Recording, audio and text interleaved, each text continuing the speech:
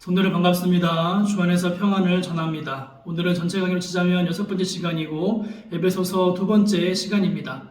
지난번에는 에베소서의 개론적인 이야기로 배경과 특징, 구조 등을 다루었었습니다. 오늘은 말씀의 장절의 순서대로 에베소서를 더 구체적으로 다루도록 하겠습니다. 오늘 주님의 말씀 성경을 가지고 함께 강의를 시작하겠습니다. 제가 지난번 에베소서를 다루면서 에베소서는 다른 바울 서신과는 다르게 바울이 로마의 옥중에서 기록한 옥중 서신임을 설명드렸었습니다. 그리고 특별히 에베소서에서는 기독교의 주요 교리라고 할 수 있는 기독론, 구원론, 종말론, 교회론 등을 다 다루고 있으며 그 중에서도 교회론에 대한 설명을 구체적으로 다루고 있음을 말씀드렸었습니다. 그러면서 이방인들에게 대한 교회의 참 의미와 역사적인 배경을 설명하며 구약으로 시작된 하나님의 구원의 경륜이 신약의 예수 그리스도로 말미암아 그 구원이 성취되고 완성으로 가는 과정을 위해 세우신 곳이 교회임을, 하나님의 사명을 받은 예수 그리스도가 머리 되신 곳이 교회임을 말씀드렸었습니다. 이제 에베소서를 장과절로 구체적으로 다뤄보면 에베소서는 크게 머릿말을 포함하는 1장부터 3장까지 전반부와 결어를 포함하는 4장부터 6장까지 후반부로 양분할 수 있습니다. 이 가운데 전반부가 유대인과 이방인을 포함한 구속 공동체인 교회의 본질과 역사성에 대한 교리적 차원에서의 설명이라면 후반부는 교회 전체와 성도 각자의 바른 모습에 대한 실천적 차원에서의 훈계라고 할 수 있습니다. 1장은 머리말을 포함한 본서 전반부 1장부터 3장까지의 교리적 차원의 설명의 일부로서 그리스도 안에서의 하나님의 구속 예정의 성취와 그 목적에 대해 서론적 차원에서 제시하고 있는 부분입니다. 1장의 내용을 좀 더 구체적으로 제시해보면 다음과 같은데, 먼저 1장 1절과 또 2절에서 바울은 본서의 발신자와 수신자를 밝히고 수신자들에게 은혜와 평강을 비는 축도를 하고 있습니다. 여기서 주의할 것은 권위 있는 헬라 성경 사본에는 에베소에 있는 이라는 말이 생략되었다는 것입니다. 따라서 본서신을 에베소 교회의 상황에 제한하여 이해하려는 시도는 본서신의 의도를 왜곡할 수 있습니다. 즉 본서신은 에베소서 교회를 포함한 인근 소아시아 교회를 위한 회람서신으로서 특정 지교회가 아닌 소아시아 지방의 이방인 성도 전체를 대상으로 기록한 것임을 염두에 두어야 합니다. 이제 이하 1장 3절부터 23절의 내용을 요약 제시하자면 3절부터 14절은 하나님의 구속 예정의 성취 및 성령의 인치심에 대해, 그리고 15절부터 23절은 성도들의 영적 지각을 위한 바울의 중보기도 및 교회의 머리 대신 그리스도의 탁월성에 대해 기록하고 있습니다. 특별히 1장 3절에서 14절은 다시 3절, 6절, 7절, 12절, 13절, 14절의 세 부분으로 또한 구분할 수 있는데, 먼저 3절에서 6절에서의 바울은 하나님의 구속 예정에 대해 찬송하는데 성도들이 하늘에 속한 모든 신령한 복들을 받게 된 것은 창세전으로 거슬러 올라가서 성도들을 그리스도 안에서 자기의 아들들이 되게 하신 하나님의 예정에 따른 것이라 말합니다. 이어 7절에서 12절은 그리스도 안에서 성도의 구속이 성취되었음과 하나님께서 밝혀주신 구속사역의 목적에 대해 밝히는 내용이 나옵니다. 하나님의 구속의 궁극적인 목적은 그리스도 안에서 만유를 통일하고자 하시는 것인데, 이 목적에 따라 그리스도께서 속죄사역을 수행하심으로써 성도들이 그의 피로 인하여 구속국 죄사함을 받게 되었다라고 말합니다.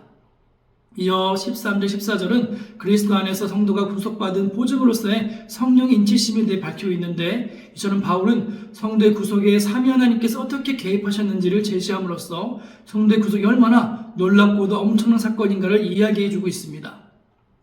더하기 3절, 6절, 7절, 12절, 13, 14절의 마지막 부분에 세 차례 반복된 은혜의 영광을 찬미하게 하려 함이라 라는 이 표현들은 하나님의 영원한 구속 예정과 성취라는 구속사의 스펙트럼 속에서 성도의 구속을 설명하는 바울의 마음이 얼마나 감격의 찬송으로 가득 차 있는지를 잘 보여주고 있다 할 수 있습니다. 이처럼 그리스도 안에서 하나님의 구속 예정의 성취와 목적을 밝힌 후 바울은 15절에서 23절의 그 부분 가운데 본서신의 독자들을 위해 중보기도를 하고 있습니다. 이는 본서신에 나타나는 두 번의 중보기도 중 첫 번째로서 기도의 내용의 핵심은 성도들의 영적 지각을 위한 것입니다. 즉 바울은 하나님께서 성도들에게 지혜와 계시의 정신을 주시기를 구합니다. 그리하여 성도들이 하나님과 하나님의 구속 섭리 곧 성도를 향한 하나님의 부르심의 소망, 성도의 장래 기업의 풍성함, 성도들에게 베푸신 능력에 대해 더 깊이 깨닫기를 구하는 것입니다. 이성에서 본 바와 같이 바울은 하나님의 구속 예정에 대한 찬송에서부터 시작해서 그 구속 예정이 그리스도 안에서 어떻게 성취되었는지, 그리고 그것이 교회에 어떻게 관계가 있는지를 자연스럽게 연결하며 제시하고 있습니다. 근데 여기서 중요한 것은 하나님의 구속 예정은 그리스도 안에서 성취된다는 것이며 또한 그리스도의 구속 사역의 성취가 교회의 존재와 밀접한 관계가 있다는 것입니다. 고 성부 하나님의 구속 예정은 성자 예수 그리스도의 속죄 사역을 통해 성취되며 또 장래 기업에 대한 성령의 인치심은 그리스도의 속죄 사역에 근거하고 있는 것입니다. 이제 2장 3장은 하나님의 구속의 목적 및 그리스도 안에서 구속받은 성도의 치유에 대해 교리적 차원에 설명하는 본서 전반부 1장에 3장의 연속 부분으로 나옵니다. 앞선 1장이 하나님의 구속 예정의 성취와 목적에 대해 서론적으로 제시하였다면 2장 3장은 하나님의 구속 예정이 구체적으로 어떻게 성취되었는지를 단계적으로 제시하는 부분으로서 구속받은 성도의 치유 및 하나의 구속 공동체로서의 교회의 본질을 핵심 내용으로 하고 있습니다. 내용 살펴보자면 먼저 2장 1절부터 10절에서는 바울은 죄와 영적 죽음의 상태에 있던 이방인 성도들이 하나님의 은혜에 의해 구원받은 것을 상기시킵니다. 과거 이방인 성도들은 모두 죄로 인하여서 영적 죽음의 상태에 처해 있었으며 본질상 하나님의 진노의 대상이었습니다. 그러나 긍휼이 풍성하신 하나님께서 이들을 사랑하심으로써 영적 죽음에서 소생시키시고 승천하신 그리스도와 함께 영광에 참여할 소망을 주셨다고 바울은 말합니다. 이어 2장 11절에서 22절에서는 그리스도의 십자가를 통한 유대인과 이방인의 수평적 화평과 연합 및 구원받은 이들 모두와 하나님과의 수직적 화평에 대해 그리고 유대인과 이방인을 모두를 포함한 하나의 구속 공동체로서의 교회의 본질에 대해 설명합니다. 그리스도는 우리의 화평으로서 그의 십자가는 수평적으로는 유대인과 이방인을 가로막고 있던 율법의 담을 허물어버렸고 수직적으로는 하나님과 인간의 관계를 가로막고 있던 죄의 장벽을 허물어버렸습니다. 즉 그리스도의 십자가를 통해 수평적 수직적 화평을 이룬 성도들은 교회라고 하는 하나의 거대한 구속 공동체를 이루게 된 것입니다. 즉 교회에서는 문화와 인종의 차이가 절대적 장벽으로 존재하지 않으며 오직 하나님의 한 백성이요 가족만이 존재하는 것입니다. 바울은 이상에서 하나님께 구속받은 성도 각자가 교회라고 하는 하나의 구속 공동체를 이루게 됨을 밝힘으로써 성도의 구원이 개인적 차원의 문제로만 국한되는 것이 아님을 밝히고 있습니다. 성도의 구원의 의의를 밝히고 있는 바울의 설명은 여기서 그치지 않고 더욱 깊은 단계로 들어가는 3장에서 바울은 이방인의 사도로서의 자신의 소명과 사역에 대해 간증하는 맥락에서 이방인의 구원 및 교회와 관련한 그리스도의 비밀을 말합니다. 바울의 예시를 통하여 알게 된 그리스도의 비밀이란 곧 그리스도 예수 안에서 이방인들 역시 복음으로 말미암아 이스라엘과 함께 언약의 후사가 되며 그들과 함께 한 몸의 지체가 된다는 것입니다. 이는 곧 그리스도 안에서 유대인들과 이방인들이 하나의 구속 공동체인 교회로서 신비한 연합을 이루게 된다는 것이며 그리스도의 비밀이란 더 나아가서 하나의 구속 공동체가 된 교회를 통해 하나님의 무궁한 구속의 지혜를 비로소 천사들에게까지 알려지도록 한다는 그러한 것입니다. 유대인과 이방인이 한 몸의 지체가 된다는 것은 하나님의 구속 경륜의 지혜는 그리스도 안에 감추어져 있기 때문에라고 하는 그런 그리스도 비밀 안에 속하여져 있습니다.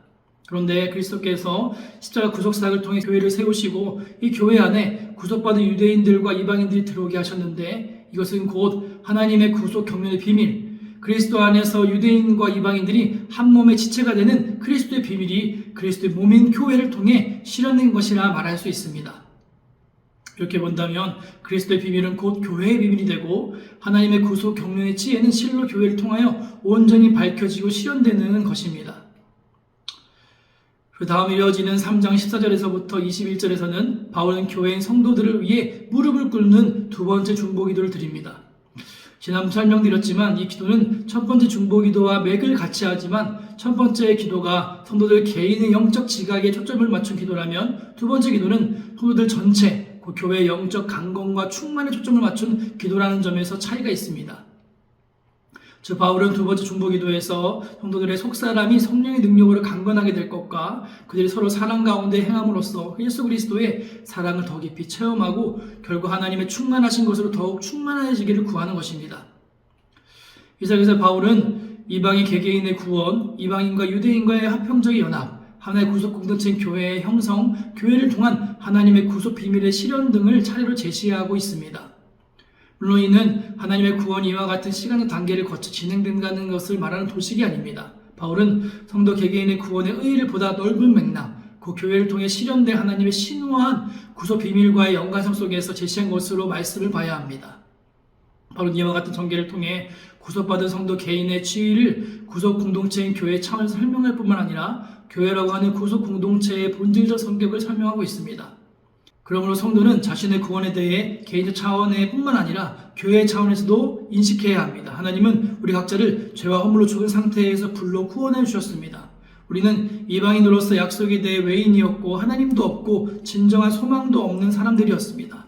그러나 그리스도의 피를 통해 구속받은 지금 우리는 더 이상 외국인도 아니며 나그네도 아니라는 것, 하나님의 백성들과 동일한 시민권자요 하나님의 한 가족이 된 것임을 알아야 합니다. 그리고 이 모든 것들은 바로 교회를 통해 이루어졌다는 것, 우리가 하늘에 속한 모든 신령한 복도를 받는 지위를 얻게 된 것은 바로 그리스도의 몸인 교회의 한 지체로 부름을 받음으로써 이루어진 것임을 기억해야 합니다. 이 전반부가 유대인과 이방인을 포함한 구속 공동체인 교회의 역사성과 또한 그것에 대한 교리적 차원에서의 사도적 설명이었다면, 이 4장부터 6장의 후반부는 교회 전체와 성도 각자의 바른 모습에 대한 실천적 차원에서의 사도적 훈계라고 할 수 있습니다. 이러한 4장, 5장, 6장의 후반부는 결혼 부분을 제외하면 다시 그리스도의 몸인 교회의 연합과 성장을 다루고 있는 4장 1절부터 16절과 그리스도의 몸된 구성원 각자의 회생활을 다루는 4장 17절에서 6장 20절로 양분할 수 있습니다. 이 중 4장 1절부터 16절은 앞서 전반부에서 하나의 구속 공동체로서의 교회의 본질에 대해 설명하는 것에 자연스럽게 연결되는 부분입니다. 즉, 교회의 일원이 된 성도는 한 몸을 이루는 지체로서 다른 지체들과 함께 연합과 일치를 이루어 그리스도의 장성한 훈련까지 함께 자라가야 한다는 것을 권면하는 내용이 등장합니다.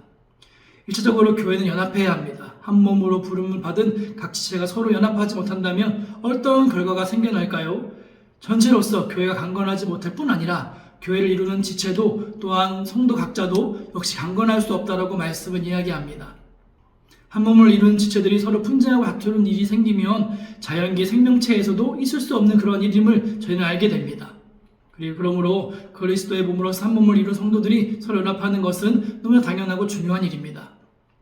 여기 말씀에서는 연합을 이루는 구체적인 방법은 서로의 지체를 겸손과 인내와 사랑으로 응답하는 것이며 또한 평안의 줄로서 성령이 하나 되게 하신 것을 힘써 지키라는 것이라 말합니다.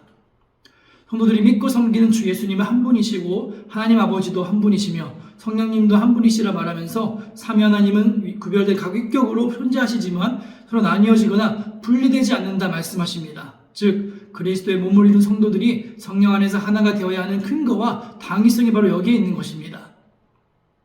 그러나 말씀은 교회의 목표는 단지 연합에 그치는 것이 아니다 말하면서 교회에는 그보다 궁극적인 목표가 있는데 그것은 바로 그리스도의 장성한 분량까지 자라가는 것이다 라고 이렇게 이야기합니다. 물론 그리스도의 장성한 분량까지 자라간다는 것은 완전을 의미하지는 않습니다. 그러나 비록 교회가 그리스도의 장성한 분량의 완전한 수준까지 다 자라갈 수 없다 하더라도 이 세상에서 생명이 다하는 그날까지 끊임없이 그 목표를 지향하며 성숙되고 성장해야 한다는 것은 교회에 속한 성도 각자에게 주어진 당위적인 명제임을 말씀을 밝히고 있습니다.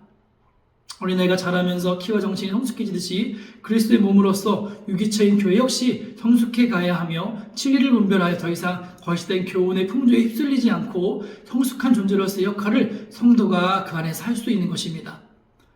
말씀에서 알 수 있는 것은 주님은 교회 성숙과 성장을 위해 교회에 다양한 직무를 주셨다는 것, 이 직무는 계급도 특권도 아니고 성도를 온전케 하며 봉사의 일을 하게 하며 그리스도의 몸을 세우기 위한 직무들임을 말씀은 이야기합니다. 그리고 성장의 방법은 각 성도가 각자의 은사를 따라 다른 지체들을 섬기는 것이며 서로가 서로를 섬기며 도울 때 전체로서는 또한 몸은 서로 긴밀한 연합한 가운데 세움을 입고 그리스도의 장성한 훈련까지 자라가게 되는 것입니다. 그리고 각 성도들이 자기의 가진 바 은사의 직무를 통해 다른 지체들을 돕고 섬길 때 그리스도의 몸인 교회는 성숙하여지고 성장해 간다는 것을 이야기합니다. 이러한 원리는 그 교회를 이룬 성도 개개인의 영적 성숙과 전체 몸으로서의 교회의 성장이 서로 분리될 수 없는 문제라는 것을 보여줍니다. 그리고 우리가 명심해야 할 것은 교회는 단순한 건물과 조직체로서의 교회가 아니라는 것.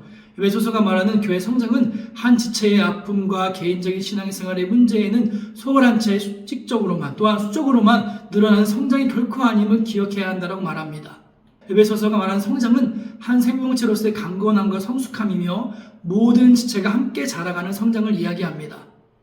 성도 한 사람 한 사람은 그리스도의 몸을 이루는 지체로서 머리 대신 그리스도에게서 영적 생명력을 공급받을 뿐 아니라 그 몸 안에서 지체 간의 돌봄과 사랑을 주고받아야 할 존재들이며 공동체입니다.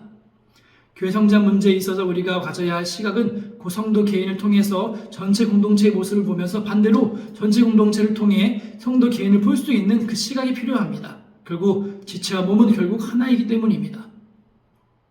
예사장 후반부부터 6장 20절의 핵심은 하나님을 따라 해롭게 지음받은 자로서 하나님을 본받는 자가 되라는 것입니다. 즉 구원받은 성도는 빛 대신 하나님의 자녀가 되었으므로 어두움의 일들을 벗어버리고 빛의 자녀들로서의 열매를 맺어야 하며 지혜롭게 행하여 세월을 아끼고 성령의 충만을 받으며 모든 관계에서 그리스도를 경외하는 믿음으로 피차 복종하는 자세로 살아가야 한다고 말합니다. 한번 내용을 살펴보면 먼저 4장 17절에서부터 5장 20절까지는 회사람으로서의 그리스도인의 바른 삶에 대한 권면이 나옵니다.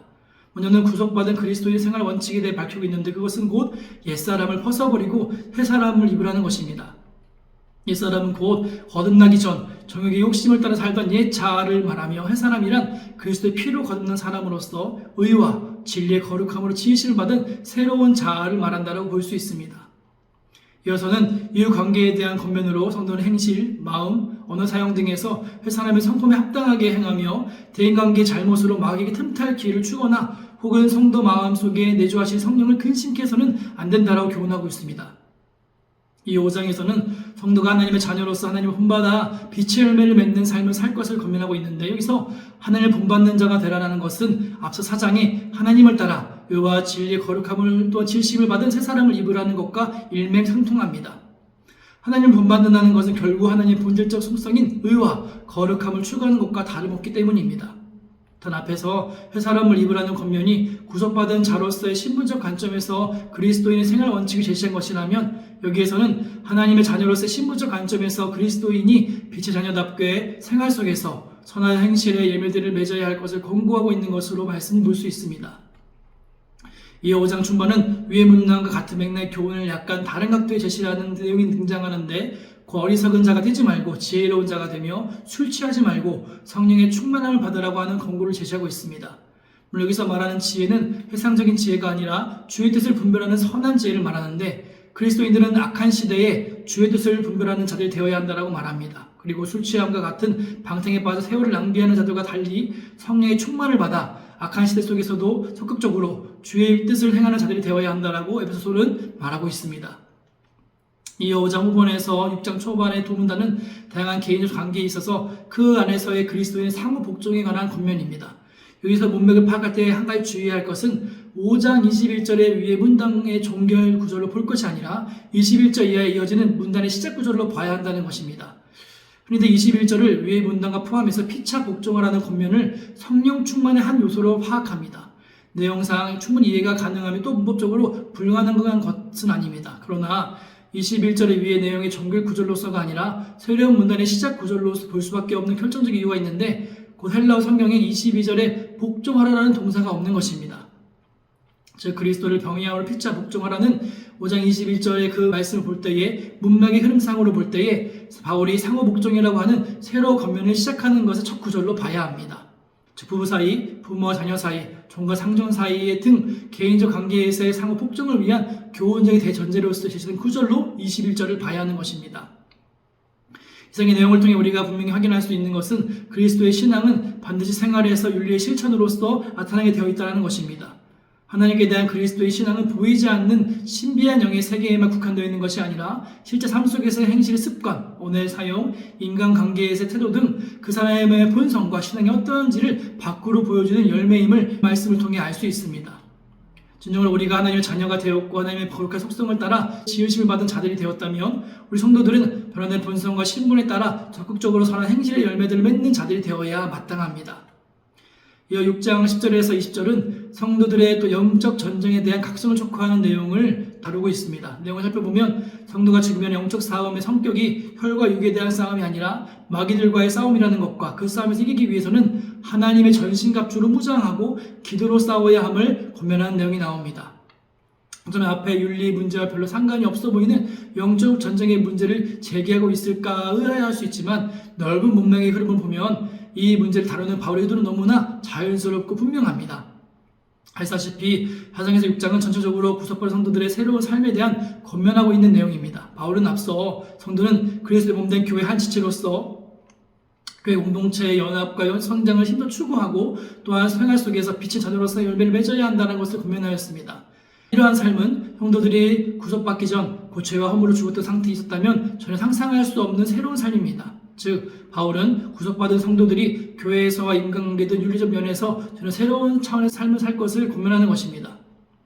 그리스도인으로 성숙해져 간다는 것은 하나님의 구속 은혜에 감사하고 자신의 실제 상황에서 선한 행실의 열매를 맺는 것으로 끝나지 않는다는 것이 말씀의 핵심입니다. 자신이 직면하고 있는 싸움의 성격이 무엇이며 그 자신을 대적하여 넘어뜨리려 하는 자의 정체가 무엇인지 안다면 그리스도인의 자신이 현재 절박하게 필요로 하고 있는 것이 무엇인지를 깨닫게 되는데 그것은 바로 영적으로 무장하는 것입니다. 바울은 하나님의 성도들이 입어야 할 하나님의 전신갑주를 말하면서 구약을 광범위하게 인용하고 있는 것을 알 수 있습니다. 그리고 바울이 인용한 구약 구절의 대부분은 메시아를 통한 하나님의 위대한 구원의 약속들과 밀접하게 연관되어 있습니다. 결국 이것은 무엇을 말하는가 하면 성도들이 입어야 할 하나님의 전신갑주란 곧 그리스도 자신이라는 것입니다. 하나님의 전신갑주를 입는 것은 결국 그리스도로 옷 입는 것을 말합니다. 하나님의 전신갑주를 무장하는 것은 달리 표현하면 예수 그리스도 안에서와 그의 힘의 능력으로 강건해지는 것을 말하는 것입니다. 그리스도는 성도의 능력이며 그리스도 안에서 우리는 마귀의 모든 계계를 능히 물리칠 수 있습니다. 그분의 성품으로 무장하고 그분의 보호에 의탁하고 그분의 입에서 나오는 좌우의 나의 성검으로 싸울 때 우리는 마귀의 모든 싸움에서 승리의 계가를 부르며 하나님께 영광을 돌릴 수 있을 것입니다. 이런 영적인 승리로 나아가는 것이 바로 에베소서의 마지막 성도를 향한 권면이며 이제 6장의 마지막 본서신의 결론은 곧 소신의 전달자인 두기호의 파송 통보와 그 목적을 밝히고 수신자들에게 평안과 사랑과 은혜를 비는 축도로서 본서신을 마무리하고 있습니다. 오늘 강의는 에베소서에 담겨있는 구체적인 내용을 살펴보았습니다. 다음번 강의는 또 다른 옥중 서신인 빌립보서 말씀을 나누겠습니다. 모쪼록 이번 한 주도 주님 안에서 강건하시고 승리하시는 삶 되시기를 축복합니다. 다음 주 뵙겠습니다. 감사합니다.